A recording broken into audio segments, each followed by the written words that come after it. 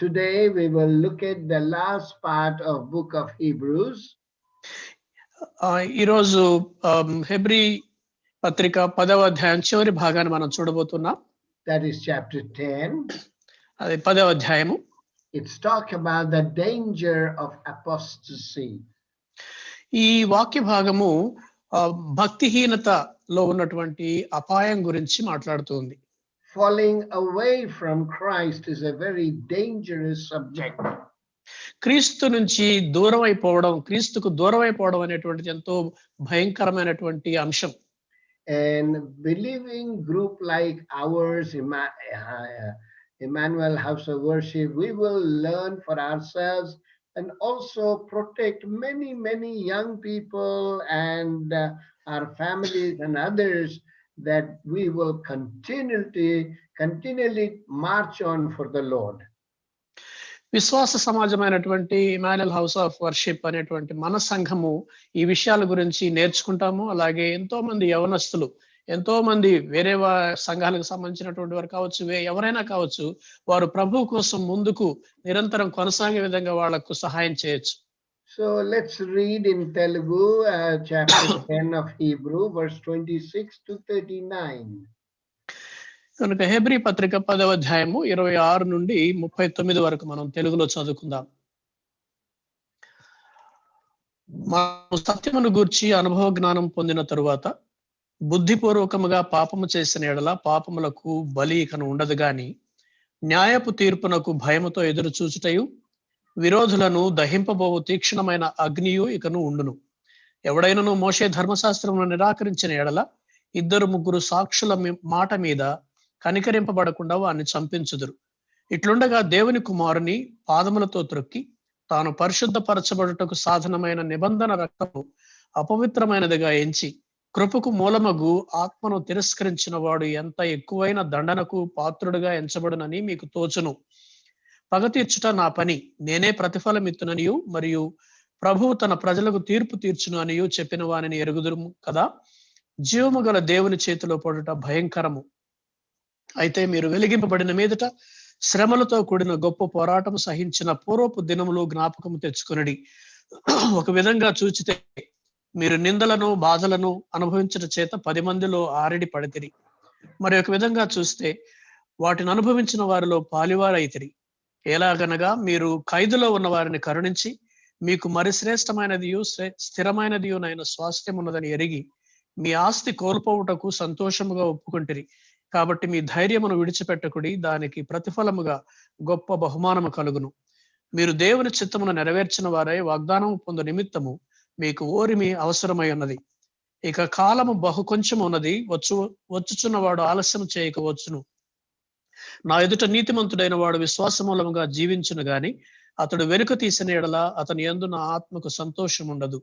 అయితే మనము నశించుటకు వెనుక తీయవారము కాము గాని ఆత్మను రక్షించుకొనుటకు విశ్వాసము కలిగిన వారమై ఉన్నాము. Let's pray.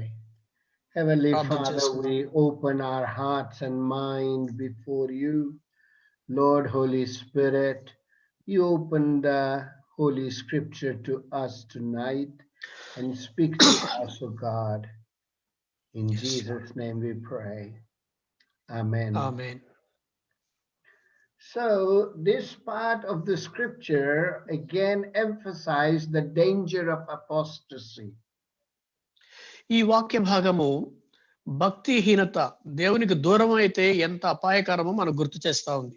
And we will see again this congregation of the Hebrews. మరొకసారి హెబ్రీలో పత్రికలో ఉన్నటువంటి ఆ సంఘాన్ని మనం చూడబోతూ ఉన్నాం. And learn from them as we also proceed in our Christian life. వారి యొద్ద నుంచి మనం నేర్చుకొని మన క్రైస్తవ జీవితంలో ముందుకు కొనసాగడం నేర్చుకుందాం. And that is what he been preaching and speaking to his people, to his congregation. అదే ఈ హెబ్రీ గ్రంథకర్త తన యొక్క ప్రజలతోటి, తన సంఘస్థులతోటి మాట్లాడుతూ వచ్చాడు. And I felt that some ways this warning section is the most pointed and stern of all. నేను అనుకుంటాను ఈ పత్రికలో ఉన్నటువంటి హెచ్చరిక వాక్యాలన్నిటిలో కూడా ఇదెంతో సూటిగా నేరుగా మనతో మాట్లాడుతున్నటువంటి హెచ్చరిక. It is also very climatic exhortation. అంత మాత్రమే కాకుండా ఇది అంతిమమైనటువంటి లేకపోతే ఒక విధమైనటువంటి హెచ్చరిక వాక్యంగా కూడా మనకు కనబడతా ఉంది. At the very beginning of our study, I had spoken there are 5 warnings in this whole book.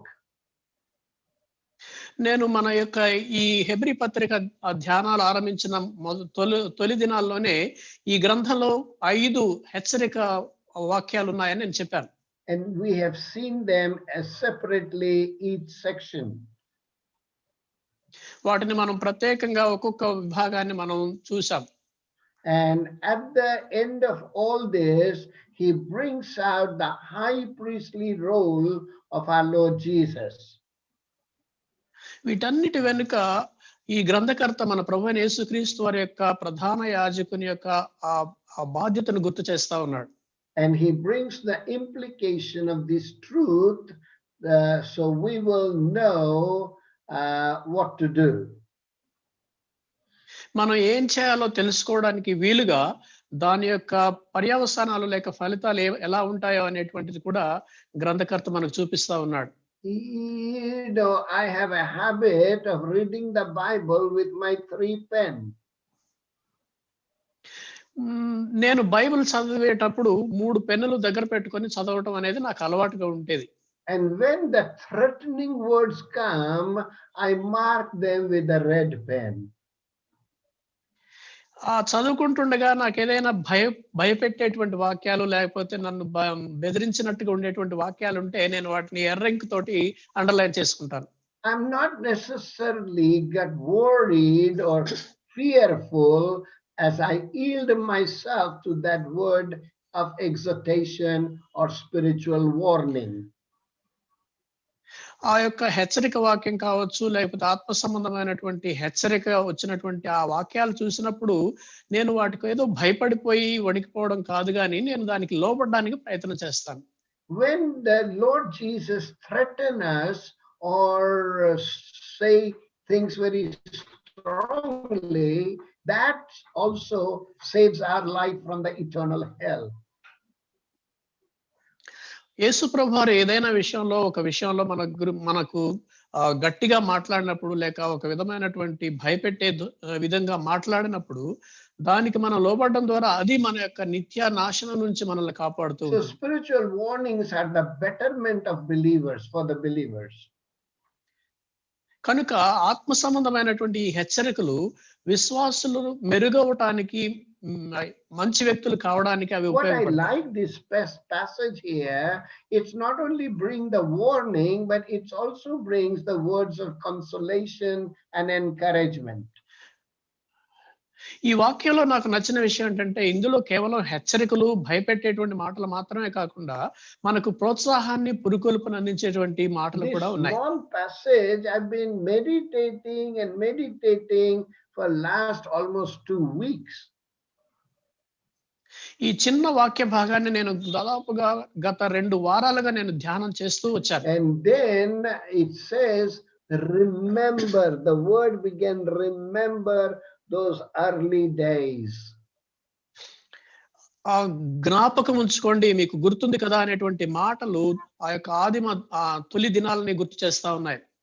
Remember what kinds of people were in this congregation to whom the epistle was written.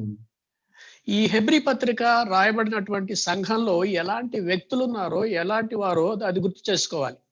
I just want to remind you that there were 4 kinds of people in this church. ఈ సంఘంలో దాదాపు 4 రకాలైనటువంటి ప్రజలు ఉన్నారని మీకు గుర్తు చేస్తా ఉన్నాను. Similarly, today 4 groups of people are also in any congregation. అదే విధంగా ఈ రోజు కూడా మనం గమనించినట్లయితే ఏ సంఘంలోనైనా చూసినట్లయితే 4 రకాలైనటువంటి 4 వర్గాల ప్రజలు ఉంటారు. So the first group was who heard the gospel but they never accepted, rather rejected the salvation through Jesus Christ. మొట్టమొదటి గ్రూప్ ఎవరంటే వాళ్ళు యేసు ప్రభువాన్ని గురించినటువంటి సువార్త వింటారు కానీ ఆయన కృపచేత మనల్ని రక్షిస్తాడు అనేటువంటి ఆ యొక్క సువార్తను వాళ్ళు తిరస్కరిస్తారు. In verse 3 of chapter 2 says, how can we ignore such great salvation? రెండవ అధ్యాయంలో మనం గమనించినట్లయితే మొదటి 3 వచనాల్లో ఇంత గొప్ప రక్షణను మనం ఎలాగో నిర్లక్ష్యం చేస్తాము అనేటువంటి మాట ఉంటుంది. Many people hear and hear and hear, but they are totally dead in their heart to approach God. అనేక మంది చాలా సార్లు సువార్తను వింటానే ఉంటారు వాళ్ళ జీవితాంతం వింటారు కానీ దేవుని దగ్గరకు రావడానికి మాత్రం వారి హృదయాలు మృతమైనటువంటి హృదయాలుగా ఉంటాయి. The second group was about whom he speaks in chapter 5 verse 11 to 14, that they accepted Jesus in a very intellectual level. రెండవ వర్గం ఎవరంటే 5వ అధ్యాయం 11 నుంచి 14 వచనాల్లో మనం చూసినట్లయితే వాళ్ళు యేసు ప్రభువారిని అంగీకరిస్తారు కానీ వాళ్ళ యొక్క మేధోపరంగా వాళ్ళకున్నటువంటి తెలివితేటలను బట్టి ఆ స్థాయిలోనే అంగీకరిస్తారు. They know everything in their head, but nothing comes down to their heart. వాళ్ళకి అన్ని విషయాలు కూడా వాళ్ళ బుర్రలో తెలుసు కానీ ఆ బుర్రకెక్కినటువంటి విషయాలు వారి హృదయంలోకి రావు. That's why they do not have a testimony, they do not have a Christian experience. అందుకనే అలాంటి వాళ్ళకు సాక్ష్యం ఉండదు, అలాంటి వాళ్ళకు ఒక క్రైస్తవ అనుభవం కూడా ఉండదు. And they are very much on a slippery ground. అలాంటి వాళ్ళు ఒక విధంగా జారిపోయేటువంటి ప్రదేశంలో ఉన్నటువంటి వారుగా ఉంటారు. The third group reject Christ through and through. మూడవ వర్గం ఎవరంటే యేసుక్రీస్తు ప్రభువారిని మనస్ఫూర్తిగా తిరస్కరిస్తారు వాళ్ళు. They came to know Jesus Christ, they heard about it, and they were from the Jewish background. వాళ్ళు యేసు ప్రభువారి గురించి విన్నారు, వాళ్ళు అంగీకరించారు. అయితే యూదు నేపథ్యం నుంచి వచ్చినటువంటి వాళ్ళు. They had many Christian testimony and experiences. అనేక రకాలైనటువంటి క్రైస్తవ అనుభవాలు సాక్ష్యాలు వాళ్ళకు ఉంటాయి. But they still love the law of Moses and all the Old Testament traditions.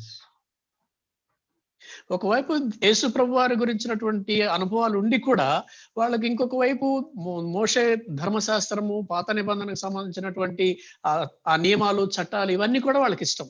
They rejected the grace of our Lord Jesus Christ. వాళ్ళు మన ప్రభువైన యేసుక్రీస్తు వారి యొక్క కృపను తిరస్కరించారు. But the fourth group was walking with the Lord.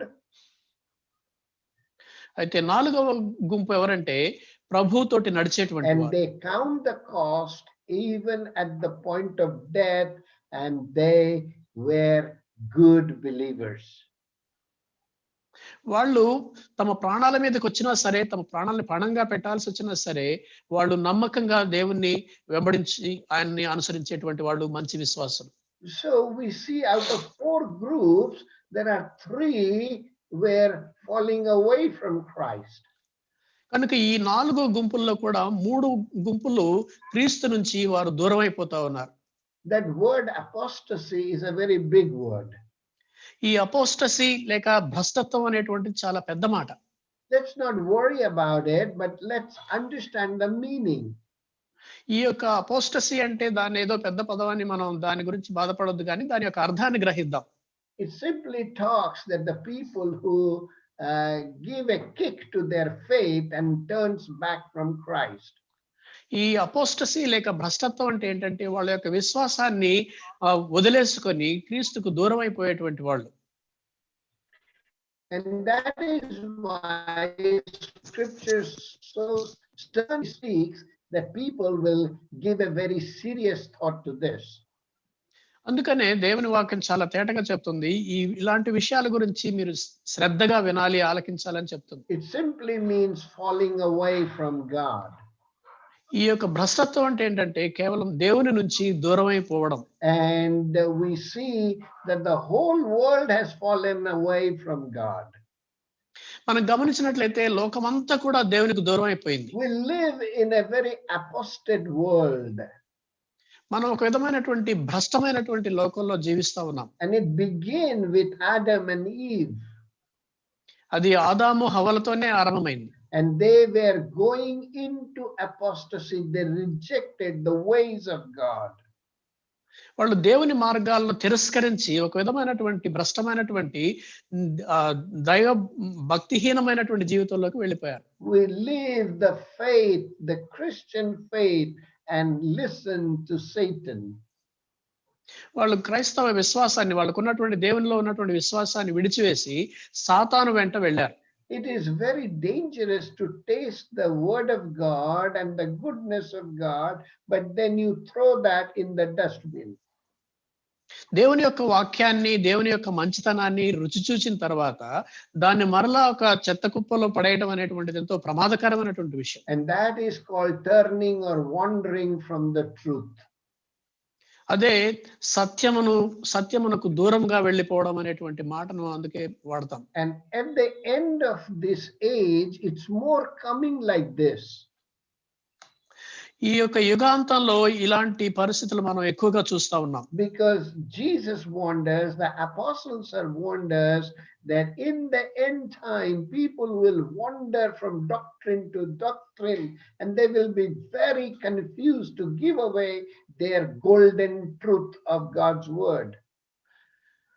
అందుకనే మనం అపోస్తలులు కానీ మన ప్రభువైన యేసుక్రీస్తు వారు కానీ అనేక సార్లు హెచ్చరించారు. అంత్య దినాలలో ప్రజలు ఈ ఒక సిద్ధాంతం నుంచి ఇంకొక సిద్ధాంతానికి, ఇంకొక చోట నుండి ఇంకొక చోటికి వెళ్తూ ఉంటారు అనేటువంటిది వాళ్ళ యొక్క విశ్వాసాన్ని విడిచిపెట్టి వాటి వెంట వెళ్తారని పదే పదే హెచ్చరించారు. And then going back to the world of sin.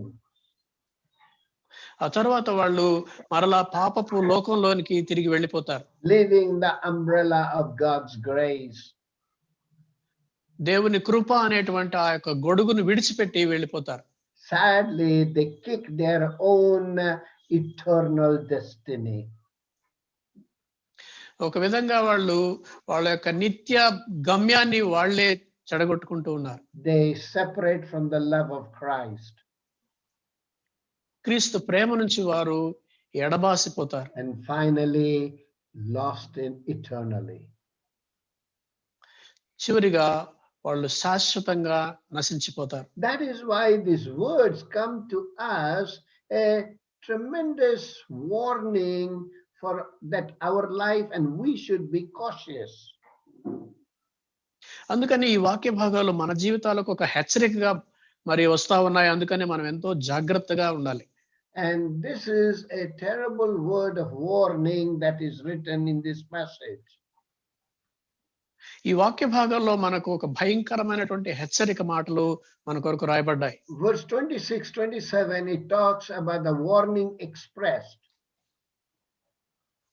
26, 27 వచనాల్లో ఈ హెచ్చరిక మనం చూస్తాం. And the characteristics of the sin talks in verse 26. 26వ వచనంలో పాపం యొక్క నైజం ఎలా ఉంటుందో అక్కడ కనిపిస్తా ఉంది. So it shows that it is a deliberate sin. అక్కడ మనం గమనించినట్లయితే అది బుద్ధిపూర్వకంగా చేసేటువంటి పాపము అని చెప్తుంది. And people knowingly give up their faith. ప్రజలు తెలిసి కావాలనే వాళ్ళ యొక్క విశ్వాసాన్ని వదిలేసుకుంటారు. And that is a very dangerous thing. అది చాలా ప్రమాదకరమైనటువంటి విషయం. After receiving the truth of God, if people knowingly, determinedly planned away sin.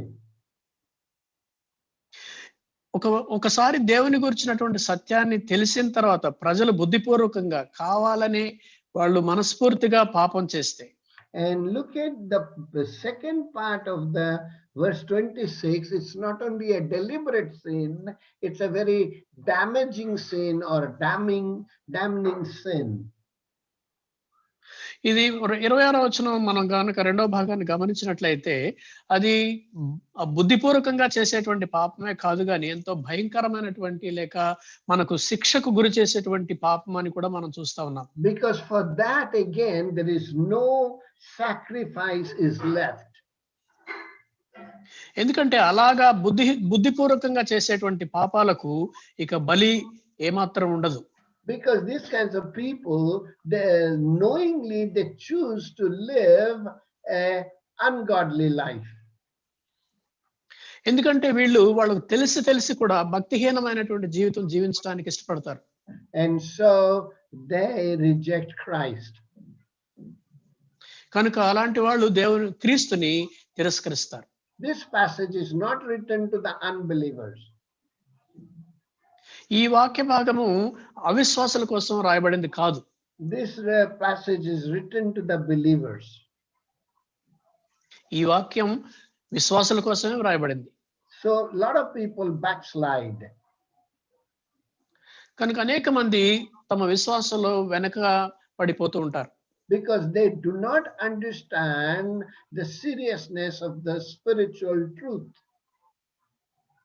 ఎందుకంటే ఆత్మ సంబంధమైనటువంటి సత్యాలలో ఉన్నటువంటి తీవ్రతను వాళ్ళు అర్థం చేసుకోలేరు.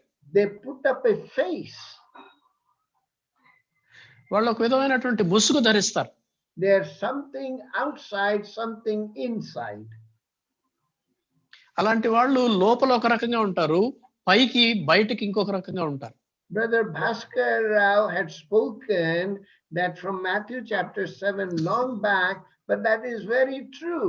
These are all Christian workers telling, Lord, Lord, in your name we have done this, in your name I have done this, in your name I have done this. Brother Bhaskar Rao garu ఎంతో కాలం క్రితం మత్తయి సువార్త 7వ అధ్యాయం నుంచి వాక్యం గుర్తు చేశారు. అయితే అది ఇప్పటికి కూడా వాస్తవం. ఎందుకంటే చాలా మంది ఇలాంటి వాళ్ళు ప్రభువా నేను మీ నామంలో ఇది చేశాము, మీ నామంలో అది చేశాము అని ఎన్నెన్నో చెప్తుంటారు. Lord would say, I don't know, get out, because Lord hates the hypocrisy.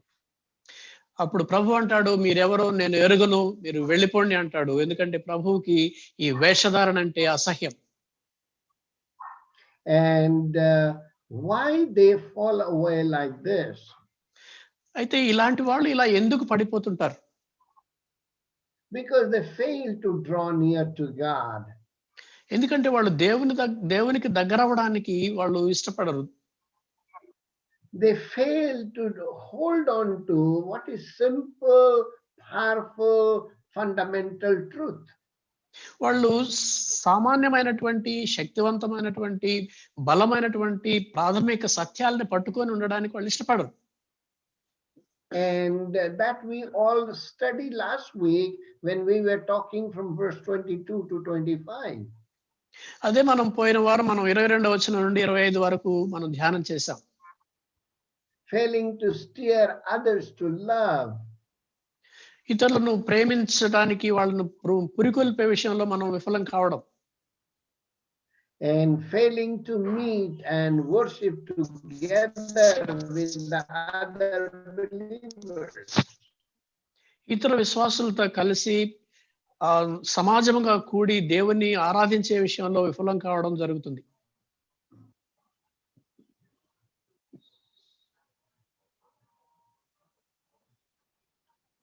Simon, are you okay? Yes. Okay. Am I? Yeah. Shall we go ahead? Yes. Or it can be any determined, habitual, unpleasant, willful sin.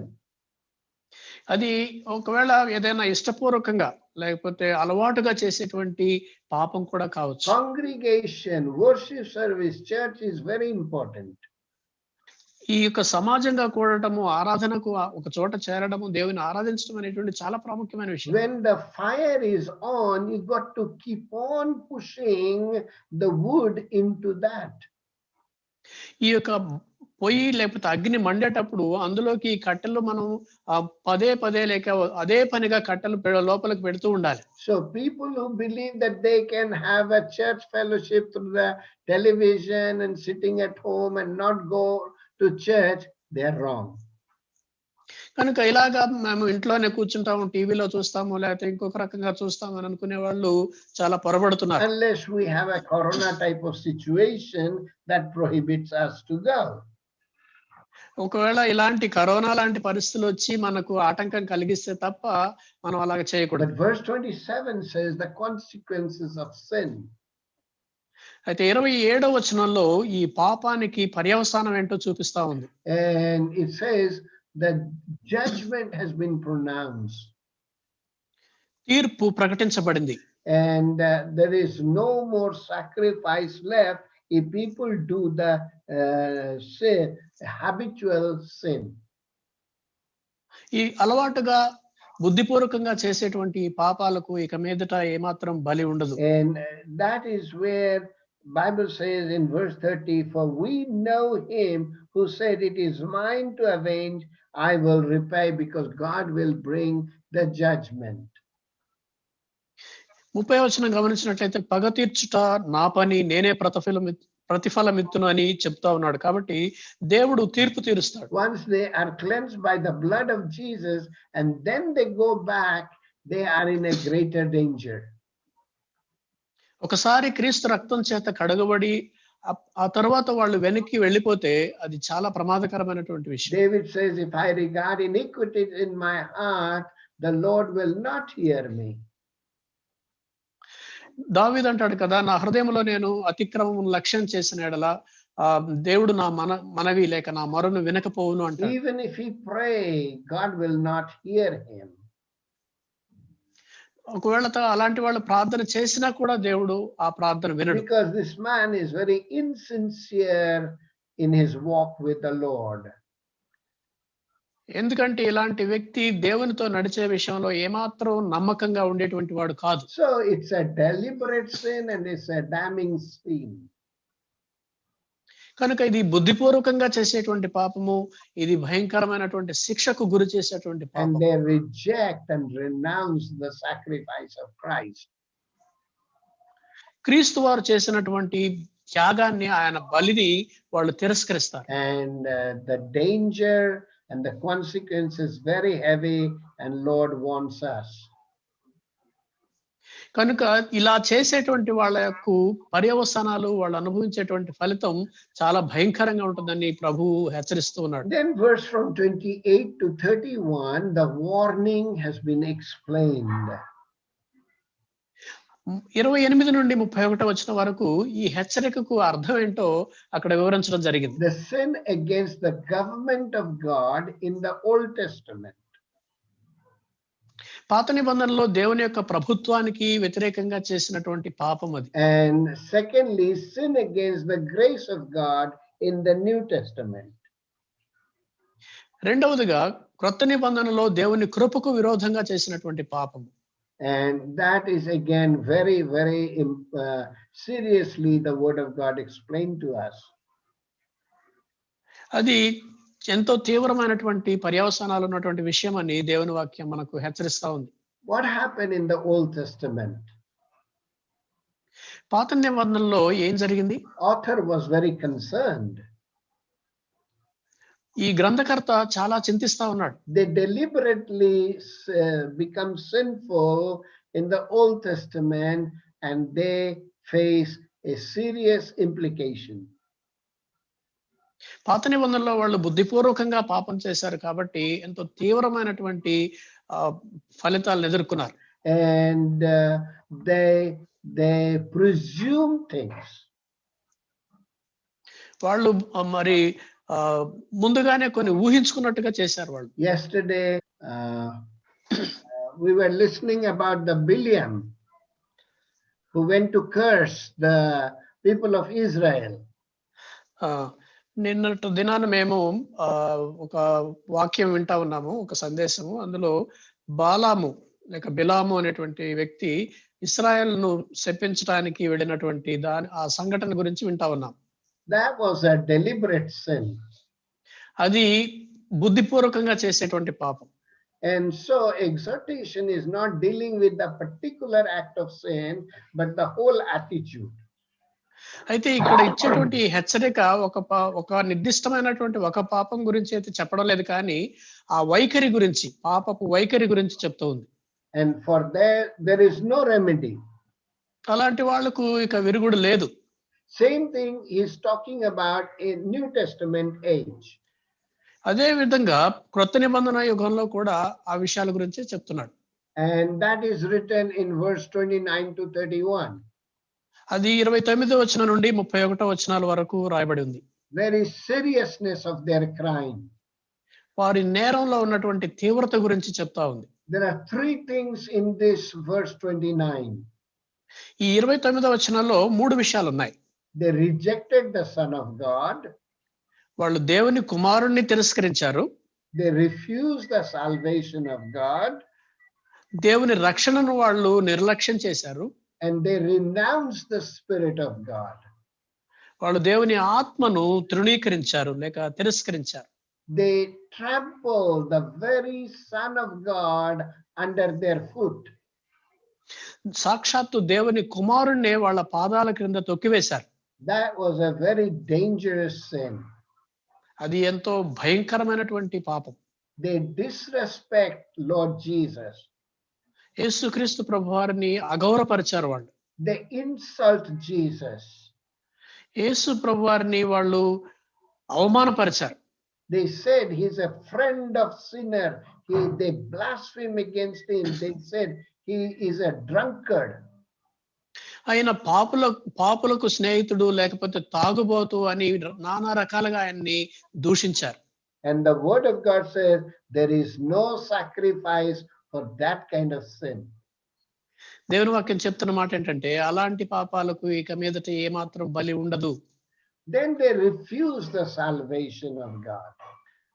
ఆ తర్వాత వాళ్ళు దేవుని యొక్క రక్షణను తిరస్కరించారు. How? ఎలా? They did not give the importance to the blood of Jesus or the sacrifice of Jesus. వాళ్ళు యేసుప్రభు వారి యొక్క రక్తానికి గాని యేసుప్రభు వారు చేసినటువంటి ఆ బలియాగానికి గాని వాళ్ళు ఏమాత్రం ప్రాధాన్యతనివ్వలేదు. They thought it was worthless and useless. The blood of Jesus cannot save a person. యేసు రక్తము ఒక వ్యక్తిని రక్షించలేదు, అది ఒక నిరుపయోగమైనది, వ్యర్థమైనది అనుకున్నారు వాళ్ళు. They think that it is God is telling us, we don't do that. ఇది దేవుడు చెప్తున్నాడు, మేము అలాంటి చేయము అని వాళ్ళు చెప్తూ ఉన్నారు. If we are good, if we are a gentle people, we are religious people, that's enough to be saved.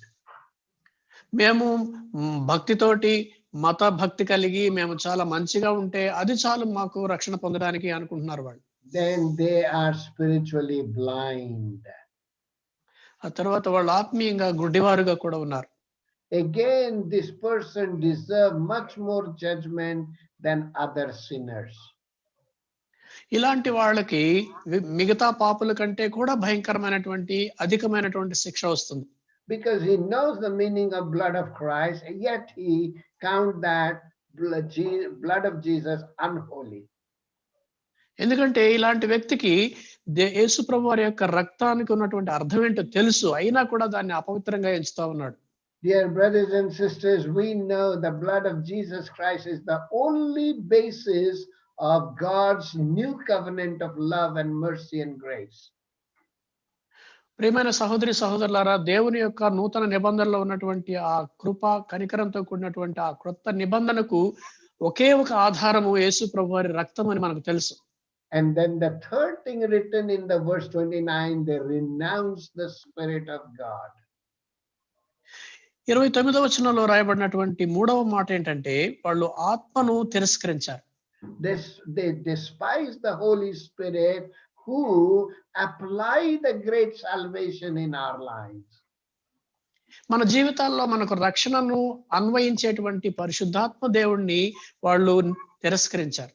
They insult and blaspheme against God, the Spirit of God. దేవునికి విరోధంగా, దేవునికి దేవుని ఆత్మకు విరోధంగా వాళ్ళు దూషణకరమైనటువంటి మాటలు మాట్లాడుతూ ఆయనను హేళన చేసి అవమానపరిచారు. And God says that God will heavily judge them. అయితే దేవుడు చెప్తా ఉన్నాడు వాళ్ళని ఎంతో భయంకరంగా తీర్పు తీరుస్తాడు అని. And verse 30-31 says judgment is a very terrible, terrifying thing. అక్కడ 30-31 వచనాలు చూస్తా ఉంటే ఈ తీర్పు అనేటువంటిది ఎంతో భయంకరమైనటువంటిది, జీవము గల దేవుని చేతిలో పడటం భయంకరం అని చెప్తా ఉన్నాడు. And when God is angry, nobody can stop him. దేవునికే గనక కోపం వస్తే ఆయన్ను ఎవ్వరు కూడా ఆపలేరు.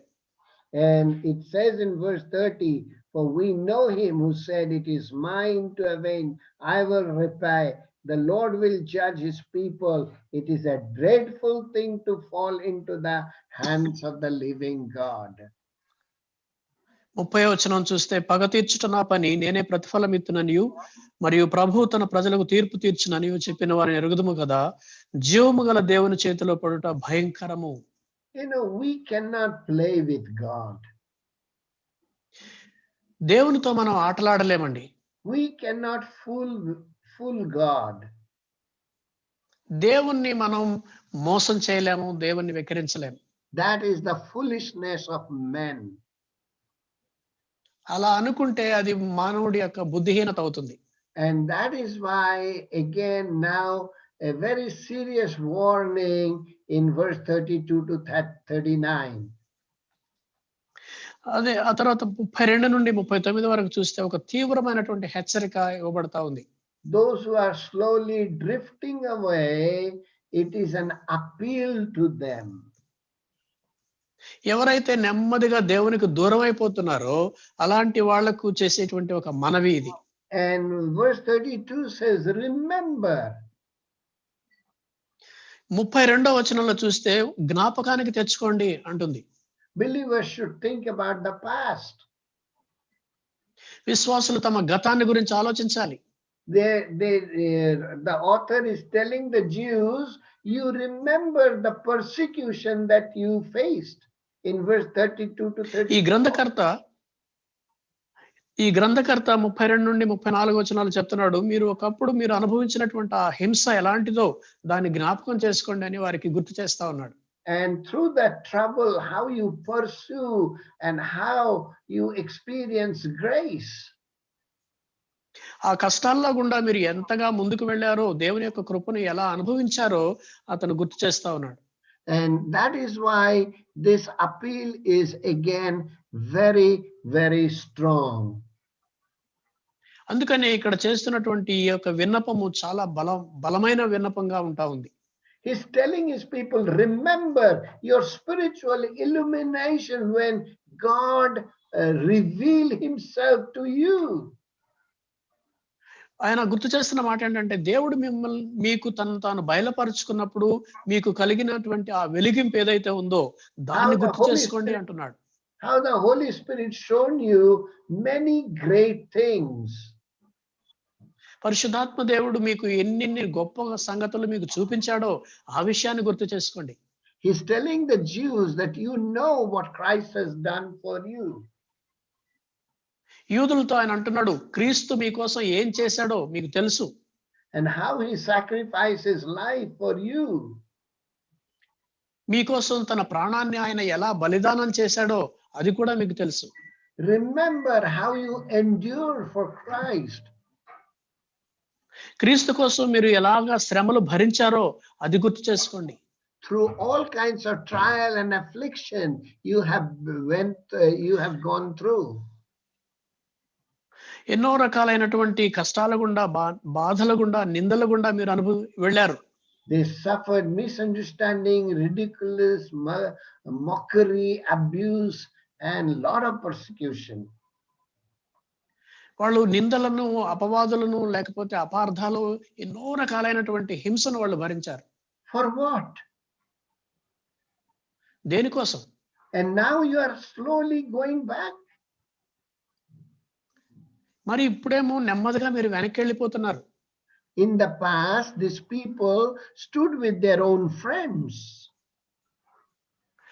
గతంలో వీళ్ళు వాళ్ళ స్నేహితులతో నిలబడ్డారు. When they were suffering, all of them were suffering under the Roman world. వాళ్ళు శ్రమ పడుతున్నప్పుడు, రోమా సామ్రాజ్యం క్రింద, ఆ పరిపాలన క్రింద బాధపడుతున్నప్పుడు వాళ్ళకు తోడుగా, వాళ్ళకు అండగా వీళ్ళు నిలబడ్డారు. To be a Christian at that time was a very unpopular thing. ఆ రోజుల్లో, ఆ కాలంలో క్రైస్తవుడిగా ఉండటం అంటే ఎంతో భయంకరమైనటువంటి, నిందలకు ఆస్పదమైనటువంటి విషయం. Often believers were martyred for Christ. అనేక సార్లు, తరచుగా విశ్వాసులు క్రీస్తు కోసం హతసాక్షులయ్యేవారు. You endured. మీరు సహించారు, భరించారు, you stood with others, ఇతరులకు తోడుగా అండగా నిలబడ్డారు. and now very soon you are going back from the Lord. For what? మరి ఇప్పుడేమో ఇంత తొందరగా మీరు ప్రభువు నుంచి దూరం అయిపోతున్నారు, వెనక్కి వెళ్ళిపోతున్నారు. దేనికోసం వెళ్తున్నారు? Remember how even you lost your property. మీ ఆస్తిపాస్తులను కూడా ఎలాగా మీరు పోగొట్టుకున్నారో, కోల్పోయారో అది కూడా జ్ఞాపకం చేసుకోండి. As the government confiscated your belonging, your household things. మీకు సంబంధించినటువంటి వస్తువులు కావచ్చు, మీ ఆస్తి కావచ్చు, మీ ఇంటిలో వస్తువులన్నీ కూడా ప్రభుత్వం వారు జప్తు చేసుకున్నారు. You have gone through all this difficulty and now again you are going back. ఈ కష్టాలన్నీ భరించి ఇంత దాకా వచ్చారు. ఇప్పుడు మరలా మీరు తిరిగి వెనక్కి వెళ్ళిపోతున్నారు. So leaving Christ, throwing your faith is a very dangerous thing because you will be under the judgment of God. కనుక ఈ యొక్క దేవునిలో మీకున్నటువంటి విశ్వాసాన్ని విడిచివేసి వెనక్కి వెళ్ళిపోవడం అనేటువంటిది ఎంతో అపాయకరమైనటువంటి విషయం. You lost your property. మీ స్వాస్థ్యాన్ని, మీ ఆస్తిని పోగొట్టుకున్నారు. But you knew that you have a greater undefiled inheritance in heaven. అయితే మీకు పరలోకంలో ఎంతో గొప్పదైనటువంటి మరి పాడు కానటువంటి గొప్ప స్వాస్థ్యం ఉందని మీకు తెలుసు. You knew about your earthly loss, but you knew about eternal gain. మీకు లోక సంబంధమైనటువంటి నష్టం గురించి తెలుసు, అలాగే పర సంబంధమైనటువంటి నిత్యంగా మీకు వచ్చేటువంటి లాభం గురించి కూడా మీకు తెలుసు. Peter says we have an eternal inheritance that will never be corrupted. పేతురు భక్తుడు అంటాడు కదా, మనకి అది అక్షయమైనటువంటిది, వాడబారనటువంటి నిర్మలమైనటువంటి స్వాస్థ్యం మనకుంది అని చెప్తున్నాడు. So the writer was very surprised the cause for reasons that these people were going back. కనుక ఈ వీళ్ళు విశ్వాసంలో నుంచి వెనక్కి వెళ్ళిపోతూ ఉంటే ఈ యొక్క గ్రంథకర్త ఎంతగానో ఆశ్చర్యపోతూ ఎందుకు ఇలా చేస్తున్నారని అడుగుతున్నాడు. So he gives a very stern warning. అందుకనే ఒక తీవ్రమైనటువంటి హెచ్చరిక చేస్తూ ఉన్నాడు. But he is giving also very loving encouragement, and that is what I like. అదే సమయంలో ఎంతో ప్రేమపూర్వకమైనటువంటి ప్రోత్సాహాన్ని కూడా, ఆదరణ కూడా ఇస్తున్నాడు. అది నాకు చాలా ఇష్టం. He is strengthening these believers. ఈ విశ్వాసులను అతడు బలపరుస్తూ ఉన్నాడు. He says, do not throw away your confidence. మీ యొక్క నమ్మకాన్ని అలాగా వదిలిపెట్టి వెళ్ళొద్దు దయచేసి అని చెప్తా ఉన్నాడు. And they have gone through all kinds of pressure and persecution. ఎన్నో ఒత్తిళ్లు గుండా, ఎన్నో హింసల గుండా వాళ్ళు వెళ్ళారు. Friends, history will repeat again. ప్రియులారా, చరిత్ర మరలా పునరావృతం అవుతుంది. The Christian faith will be tested by any means. క్రైస్తవ విశ్వాసం అనేటువంటిది ఏదో ఒక విధంగా మరలా పరీక్షించబడుతుంది. But looking unto Jesus, whoever will be very patiently run till the end shall be saved. అయితే యేసు వైపు చూస్తూ ఎవరైతే నమ్మకంగా ఓపికతోటి పరిగెత్తుతారో అంతం వరకు వాళ్ళు రక్షణ పొందుతారు. That is why we need to pray, encourage one another in the faith in these last days. అందుకనే ఈ అంత్య దినాలలో ఒకరి కోసం ఒకరు ప్రార్థన చేస్తూ ఒకరిని ఒకరు విశ్వాసంలో బలపరుచుకుంటూ ఉండాలి. And then he's telling believers should think about the present. ఆ తర్వాత విశ్వాసులు ప్రస్తుతం గురించి ఆలోచించాలి అని కూడా చెప్తున్నాడు. The verse 35 says the danger of waving. ఈ 35వ వచనంలో గనక మనం చూస్తే మనం అటు ఇటు కొట్టుకుపోయినప్పుడు దానిలో ఉన్నటువంటి ఆ యొక్క ప్రమాదాన్ని గురించి చెప్తూ ఉన్నాడు. Verse 36 says the danger of weakening. 36వ వచనంలో బలహీనతలో ఉన్నటువంటి అపాయం గురించి చెప్తా ఉంది. We have to be very careful about these two verbs. ఈ రెండు క్రియల గురించి మనం చాలా జాగ్రత్తగా ఉండాలి. We must not waver. మనము అటు ఇటు కొట్టుకుపోకూడదు. He said, do not throw away your confidence. ఆయన అంటున్నాడు, మీ ధైర్యాన్ని దయచేసి విడిచిపెట్టొద్దు అంటున్నాడు. Satan would love to see that we will throw our faith. Boldness in the face of opposition is the real need. నిజంగా ఎలాంటి హింసలు, ఎలాంటి కష్టాలు ఎదురైనప్పుడు ధైర్యం అనేటువంటిది ఇప్పుడు కావాల్సింది. ఎందుకంటే మనం విడిచిపెట్టి పోవడం అనేటువంటిది సాతానుడికి ఎంతో ఇష్టం. The word of God encourages us to go on, hold on. దేవుని వాక్యం మనల్ని ముందుకు ధైర్యంతోటి, సహనంతోటి ముందుకు వెళ్ళమని హెచ్చరిస్తా ఉంది. Lord knows how much we can bear. మనం ఎంత భరించగలమో ప్రభువుకు తెలుసు. Verse 36 says, endure. 36వ వచనంలో ఓరిమి అవసరం, సహించండి అని చెప్తుంది. For how long? ఎంతకాలం? For a little while. ఇంకొంచె column. You know, many times I met Brother Bhaskar. అనేక సార్లు నేను బ్రదర్ భాస్కర్ గారిని కలిశాను. And when he was sick, when his eyesight fell, he never complained. ఆయన రోగగ్రస్తుడిగా ఉన్నప్పుడు, లేకపోతే అనారోగ్యంగా ఉన్నప్పుడు, ఆయన కంటి చూపు మందగించినప్పుడు ఎప్పుడు కూడా ఫిర్యాదులు చేయలేదు. He always had a word of encouragement. ఆయన దగ్గరికి వెళ్ళినప్పుడు ఎప్పుడు కూడా ఎవరో ఒక ప్రోత్సాహకరమైన మాటలే చెప్పేవారు. And we all learned that from the scripture. అది మనం లేఖనాల నుంచి మనం నేర్చుకుంటున్నాం. The courage and the confidence come from the word of God. దేవుని వాక్యంలో నుంచే ఈ ధైర్యము, ఈ నమ్మకం మనకు కలుగుతా ఉంటాయి. The Lord is telling, do not throw away confidence, hold on, endure, and go on in your Christian life. ప్రభు మనకు చెప్తా ఉన్నాడు, మీరు ధైర్యం విడిచిపెట్టొద్దు, మీ క్రైస్తవ జీవితంలో ఓర్పుతోటి, సహనంతోటి, ఓపికగా ముందుకు కొనసాగండి అని చెప్తున్నాడు. We must think about the past and the present and also the prospect. మనము గతం గురించి ఆలోచించాలి, వర్తమానం గురించి ఆలోచించాలి, అదే సమయంలో భవిష్యత్తు గురించి కూడా ఆలోచించాలి. What is our prospect?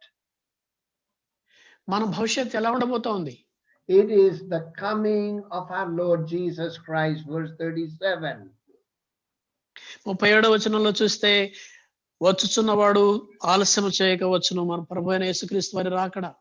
And verse 38 and 39 says, because Lord is coming, continuously examine yourself, evaluate yourself to see whether you are in the faith or not. 38, 39వ వచనాల్లో మనం చూసేది ఏంటంటే, ప్రభు తిరిగి రాబోతున్నాడు కాబట్టి మనం విశ్వాసంలో ఉన్నామో లేదో, మనం స్థిరంగా ముందుకు వెళ్తున్నామో లేదో మిమ్మల్ని మీరు పరీక్షించుకోండి అని చెప్తా ఉన్నాయి. Verse 37 says, Jesus is coming. 37వ వచనంలో యేసు త్వరగా వస్తున్నాడు అని చెప్తా ఉంది. Our hope is coming. మన నిరీక్షణ రాబోతా ఉంది. Our reward is coming. మన బహుమానం రాబోతా ఉంది. Manifold blessings are coming. విస్తారమైనటువంటి ఆశీర్వాదాలు రాబోతున్నాయి. You know, today I cannot go on explaining so many things that are in my heart. నా హృదయంలో ఉన్నటువంటి ఎన్నో విషయాలు ఉన్నాయి, వాటన్నిటిని మరి వివరించడానికి సమయం చాలదు. We know the truth. The Lord is coming and he will sustain us. Our final salvation will take place. మన ప్రభు వస్తాడని, ఆయన మనల్ని కాపాడుతాడని, మన అంతిమ రక్షణ మనకు దొరుకుతుందని మనకు తెలుసు.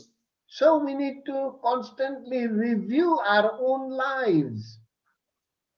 అందుకనే మన యొక్క జీవితాలని నిత్యము మనం పరీక్ష చేసుకుంటూ ఉండాలి. Look at this picture. ఆ చిత్రాన్ని ఒకసారి చూడండి. What kind of tree I am? నేను ఎలాంటి చెట్టుని? A fruitful vine or a dead and dry tree? ఒక ఫలించే ద్రాక్షావళినా, లేకపోతే చచ్చిపోయినటువంటి చెట్టునా? Jesus says, through the fruit you will recognize the tree. యేసుప్రభు వారు చెప్పారు, వారి యొక్క ఫలాన్ని బట్టే ఆ చెట్టు ఏ చెట్టు మీరు గుర్తిస్తారని చెప్పాడు. Through our faith people will know who we are, what we are, and to whom we belong. మన యొక్క విశ్వాసాన్ని బట్టే మనం ఎవరమో, ఏం చేస్తున్నామో ఎవరికి చెందినటువంటి వారమో అని ప్రజలు మనల్ని గుర్తిస్తారు. And that is why I like this end part of it, because it does not only warn us, it talks about the grace and the reward and the God's gift. ఈ 39వ వచనంలో లేక చివరి వచనాలు చూస్తే అది కేవలం హెచ్చరిక మాత్రమే కాకుండా మనం ఏం పొందబోతున్నామో, దేవునిలో మనకు ఎలాంటి బహుమానము, ఎలాంటి ఫలితం దొరుకుతుందో కూడా చెప్తా ఉంది. Because verse 38 says, God is not pleased if we drift away, if we go away from the faith. 38వ వచనంలో చూసినట్లయితే, విశ్వాసములుగా అతడు వెనుక తీసిన ఎడల అతని యందున ఆత్మకు సంతోషం ఉండదు అని చెప్తా ఉంది. Faith is the only thing can save our soul. మన ఆత్మను రక్షించగలిగేది విశ్వాసం మాత్రమే. Faith in Jesus Christ. యేసుక్రీస్తునందు విశ్వాసము. And Jews rejected Christ. యూదులు దాన్ని తిరస్కరించారు. They క్రీస్తును hated తిరస్కరించారు. Christ. క్రీస్తును వాళ్ళు అవమానపరిచారు. But Jesus took our sin and punishment. అయితే యేసు ప్రభువారు మన పాపాన్ని, మన శిక్షను ఆయన భరించారు. So this verse is very clearly drawing back from Christ makes God very unhappy. కనుక ఈ వచనం చాలా తేటగా చెప్తా ఉంది. ఎవడైనా నువ్వు వెనుక తీసిన ఎడల అతని యందు నాకు సంతోషం ఉండదు అని చెప్తున్నాడు దేవుడు. People who know the truth and going away from the truth, they are hypocrites. సత్యాన్ని ఎరిగి సత్యానికి దూరంగా వెళ్ళిపోయేటువంటి వాళ్ళు వేషధారులు. Where he says, including himself, we are not of those in verse 39. 39వ వచనంలో చెప్తున్నాడు, తనతో పాటుగా చెప్పుకుంటూ మనము అలాంటి వారము కాము అని చెప్తున్నాడు. And that is why this writer conclude his second major section of this letter with a tremendous concern and talks about the superior person of Christ. కనుక ఈ గ్రంథకర్త ఈ యొక్క తను రాస్తున్నటువంటి పత్రికలో ఒక ప్రధానమైనటువంటి భాగాన్ని క్రీస్తు గురించి హెచ్చరిస్తూ, క్రీస్తు గురించి తర్వాత ఆయన యొక్క మరి ఆ గొప్పతనాన్ని, యేసుక్రీస్తు ప్రభువారి యొక్క ఔన్నత్యాన్ని గురించి చెప్తూ దాన్ని ముగిస్తూ ఉన్నాడు. Lastly, he said, Christ is the superior of all. చివరిగా ఆయన చెప్పే మాట ఏంటంటే, క్రీస్తే అందరికంటే అన్నిటికంటే శ్రేష్టమైనటువంటి వాడు. He's given us superior provision. ఆయన శ్రేష్టమైనటువంటి ఏర్పాటు మనకు అందించాడు. He's the superior priest. ఆయన శ్రేష్టమైనటువంటి యాజకుడు. He is the better savior. ఆయన ఉత్తమమైన శ్రేష్టమైనటువంటి రక్షకుడు. Gives the better security. ఆయన శ్రేష్టమైనటువంటి భద్రత. He set up a better sanctuary. ఆయన శ్రేష్టమైనటువంటి గుడారాన్ని ఏర్పాటు చేశాడు. He gave a better sacrifice. ఆయన శ్రేష్టమైనటువంటి బలిని అర్పించాడు. He is the better and the best than anything to be found in the Hebrew religion. ఈ హెబ్రీ మతంలో మనం కనుగొనదగినటువంటి వాటిల్లో అన్నిటికంటే శ్రేష్టమైనటువంటి వాడు, అందరికంటే ఉత్తమమైనటువంటి వాడు ఆయనే. He is the best person of the universe. ఆయన ఈ విశ్వంలోనే అందరికంటే శ్రేష్టమైనటువంటి వాడు. Let's hold on to him till our end. మనం అంతవరకు ఆయన్ని పట్టుకునే ఉందాం. And read this last verse together, verse 39, because the author is including himself. ఈ 39వ వచనం మనం అందరం కలిసి చదువుకున్నాం. ఎందుకంటే గ్రంథకర్త కూడా తనతో అందరితో పాటు కలిసి చెప్పుకుంటున్నాడు. And he says, but we are not of those who shrink back and are destroyed, but of those who believe and are saved. ఆయన అంటున్నాడు, అయితే మనము నశించుటకు వెనుక తీయు వారము కాము గాని ఆత్మను రక్షించుకున్నట్టుకు విశ్వాసము కలిగిన వారమై ఉన్నాము అని చెప్తున్నాడు. And that is why we come to the Lord and he is our salvation. అందుకని మనం ప్రభు దగ్గరికి వస్తాము, ఆయనే మన రక్షణ. May the Lord bless you, brothers and sisters. ప్రియ సహోదరి సహోదరులారా, ప్రభు మనల్ని దీవించును గాక. Let's pray. ప్రార్థన చేసుకుందాం. Heavenly Father, we thank you. In spite of little disturbance, we could understand, read, and study this powerful portion of Scripture.